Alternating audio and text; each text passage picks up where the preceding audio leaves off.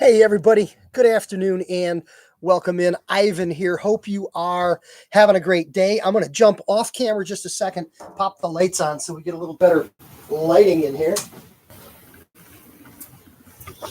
All right, that's better. Forgot to do that earlier. So here's the question for today. Welcome in live. Welcome to another live video here on the Clipper Guy channel. You know how things go around here. Turn on your notifications to never miss one. Subscribe to the channel, like the video, comment on the video, share the video. Chat is open. You want to talk, get in on chat right now. Happy to have you here. Today's conversation is the question, who gets the walk-ins? And this is something that I love to discuss with beauty and barber professionals. And I love to get the gloves out and I love to go toe-to-toe on this one because there's some traditional ways in which walk-ins are handled in shops. And then there's some logic to apply to how we handle walk-ins in shops. And I want to give credit to this video. I've been in the business 33 years. And I want to give credit to my first boss, my first employer, when I was still in beauty school and I was a shampoo girl, so to speak, sweeping the floors, folding the towels, rinsing other people's hair color, standing next to them and listening and assisting in a shop.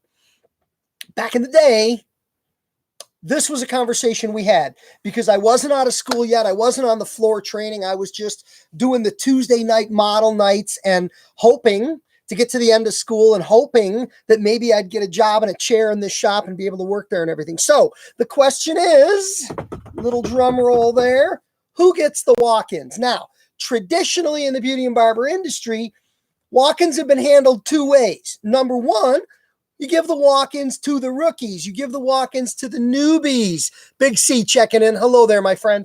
You give the walk-ins to the new people in the shop because we want to build the new people. Now, that's number one. Number two, the other traditional answer is we rotate the walk-ins. We rotate the walk-ins among the people that are working that day. And traditionally on walk-in rotation systems, we would do it, and the industry has done it, that in the order in which you showed up for work is when you took the walk-in. So first guy in gets first walk-in. Second guy in gets second walk-in. Angela, I'm waving back. Nice to see you here. And so on and so forth. And you went through the line and then you started over. And of course, the only exception to that standard system was if it was your turn to take a walk-in, but you had a client in the chair, you would be skipped. And it would go to the next available person in walk-in order. And I'm going to tell you that while that's been the way we've handled walk-ins, hey, give the walk-ins to the rookies, we want to build them, and hey, let's give them out in order to everybody, I had a boss who believed that that was absolutely the worst use of a walk-in. And here's where he was coming from. It's based on the fact that new client cost of acquisition, meaning if you own a shop and you're advertising and marketing and promoting to build your business, you got ads in the paper, or you got billboards or radio and TV or web money, whatever you're spending for new clients, the cost to bring a body in the shop the first time is very high. And of course, this relates to new walk-ins, not so much the perpetual, I will never make an appointment guy who will always be a walk-in. We'll get to that in a minute. But new walk-ins, the cost of new customer acquisition is so high that it's so important that that walk-in gets an amazing experience and comes back. So let's look at the numbers. These numbers are not current, and I know that, but as best I had them when I had them, I'll share them. And I will say that they are outdated. And I will say that we know the numbers higher. Originally, a while back, way back, maybe 20 years ago, when I knew the number, cost of new client acquisition was estimated to be about $35, meaning in order to get somebody to show up at your shop for the first time, you were going to have to spend about $35 to get them in the door. Now, let's say you're a shop with $20 haircuts, and let's say you're a 50% commission shop. That means that the net or the gross profit to the shop on a haircut is $10. That means with a $35 cost of new customer acquisition and paying commission on the cuts when customers come in, The first time a guy comes in, you spent $35 to get him, you get $10 profit, you're down $25. The second time the same guy comes back, you're down 25, you got 10 more, you're down 15. The third time you cut this guy, you get another $10 gross profit. Technically, at that point, you're down 5. So you literally do not make a penny on a new customer until the 4th visit. It makes it so incredibly important that there is a 4th visit. Theoretically, you could say, if you advertise for new clients and a new client comes in and you cut him once and you never see him again, you lost money. More than theoretically, it's actually factually. You lost money cutting this guy's hair because you spent money to get him and you didn't get nearly as much money back, and you paid a staff member and you did not retain this new customer. Understanding that issue of the cost of new customer acquisition, it sheds a different light on the question, who gets the walk-ins? So my boss in this salon believed and felt and operated on the idea that if I get a walk-in or a new customer, I do not want to give that to a rookie. I don't want to give that to a newbie. I don't want to give that to somebody randomly just because they were next in line to take a walk-in. The answer was, I want to give this walk-in to the hair cutter who I am absolutely positively sure will create an extraordinary customer experience that will as close to guarantee as possible that that customer will come back. So there's a few things to think about there. Number one, I probably want to give the walk-in to the busiest hair cutter in the shop because that's my best person who takes the best care of everybody, who's jamming the quality. But they're already very busy. Number two, I might want to consider, rather than randomly giving out the walk-in to a newbie and a rookie or whoever is next up to take a walk-in, maybe I want to look at that walk-in, ask that walk-in a couple of questions, and then deliberately, strategically, and specifically place that walk-in in the chair of a hair cutter, a service provider, who I believe, know, and am pretty confident is the best match for that customer.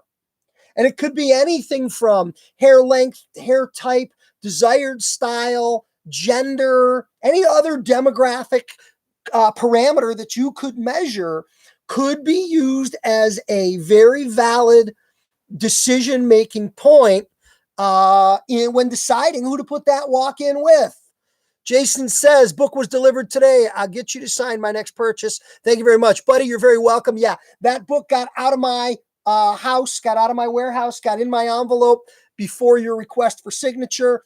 So here's the thing. If you buy another one, I'll sign it for you. If you bring it to a show, I'll sign it for you. If you send it back to me, I'll sign it for you. All good. Happy to do it. Honored that you would ask. Thank you very much. Sully the Barber says, there's so much free advertising nowadays that I feel the $35 is way high, just my opinion. Sully, you bring up a legitimate point. I mentioned that $35 statistic was one that I know was accurate very positively about 20 years ago.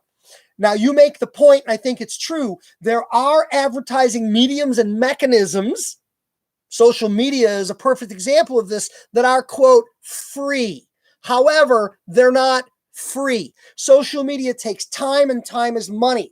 There are people that manage social media for big, busy shops. There is online advertising. There's a variety of other things you can do. All of them do consume time, money, and energy. So none of them are free, but I am open to the idea, Sully, absolutely, that $35 number may be, depending on the specifics of an individual shop, that $35 number may be high and it may be low. So we agree to agree. Sully says, agreed. Totally. That's why we're having this conversation, buddy. Appreciate you being here. So that number may be higher or lower, but I think my point still holds and is valid, that there is cost associated with new customer acquisition. There is cost, and that cost needs to be recovered, or it is squandered or wasted. I just want to read Jason's comment here. So haircut bank, haircut bank. How do I get more people to contribute without making people feel that I'm pressing them for more money? You're not pressing them for more money. This is charitable giving. Jason's question is related to the haircut bank idea that I posted in an earlier video. I think signage would be a great way to promote the offering. Put up a poster or a sign that explains what you're doing and how you're doing it. I think a video that explains that this exists. I think some scripting or some dialoguing that you share with your team to help them understand what we're doing, why we're doing it, how we're doing it, and what it's all about. And remember, you don't necessarily have to sell haircuts in the bank as full haircuts. People can make a single $1 donation, and it's charity. You're not keeping the money. The money is being used to support haircuts giving away for charity. That was a great video and a great concept. I appreciate the fact that you're appreciating it, and I don't mind taking a moment out of this video to talk about it. So we're back to who gets the walk-ins, and we made the point that maybe we want to be much more deliberate with giving out walk-ins. Now, that being said, as a shop owner, if I've got 5 chairs and across my 5 chairs, I have everything from really super busy guy or girl to brand new got nobody guy or girl, maybe I need to take measures to make sure that really super busy guy or girl has some empty spaces in their book to be able to accommodate the walk-ins and the first-time clients. Because otherwise, think about it, you can never put a new person, new fresh meat, new fresh blood into the chair of some of your best haircutters. And to me, that is a bit of a shame, a bit of a loss, a bit of a missed opportunity, a bit of a tragedy in that regard. So my point with this whole video is, who gets the walk-ins, number one, shouldn't be a given. And number two, in a lot of cases, as a shop owner who's dedicated and focused to building my business, who's dedicated and focused to giving clients the absolutely best experience that they possibly can, the answer to the question, who gets the walk-ins, probably shouldn't be dump them all with the rookies, and probably shouldn't be divvy them out, I won't say random, but in order of when who's up next. No, I think it's more important. This is where staff at the front desk, a receptionist, a commander, a traffic control agent, call them whatever you want at your front desk, who's meeting, greeting, ringing, interacting, welcoming people.